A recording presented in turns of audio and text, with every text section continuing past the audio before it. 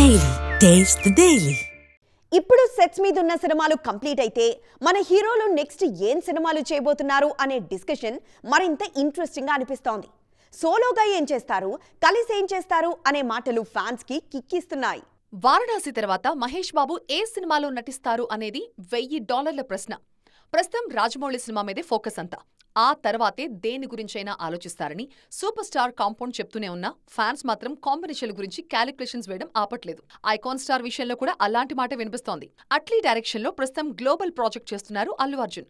ఈ సినిమా తర్వాత ఆయన ఏం చేయబోతున్నారన్న టాక్ ఆల్రెడీ మొదలైపోయింది. లోకేష్ కనగరాజ్ చెప్పిన సూపర్ హీరో కథకి ఫిదా అయ్యారన్న న్యూస్ అయితే ఉంది. ఈ న్యూస్ తో తారక్ కి ఒక లింక్ ఉంది. ఐకాన్ స్టార్ లోకేష్ సినిమాలో తారక్ కీ రోల్ చేయబోతున్నారు అన్నది ఫిల్మ్ నగర్ మాట. అల్లు అర్జున్, తారక్ ఒకే ఫ్రేమ్ లో కనిపిస్తే గ్లోబల్ బాక్స్ ఆఫీస్ షేక్ అయిపోవడం గ్యారంటీ. ఏదో ఒకటి చేసి లోకేష్ ఈ కాంబోని సెట్ చేస్తే ఇప్పటిదాకా ఉన్న రికార్డులన్నీ గాయబైపోవడం ఖాయమన్న పాజిటివ్ బజ్ వినిపిస్తోంది.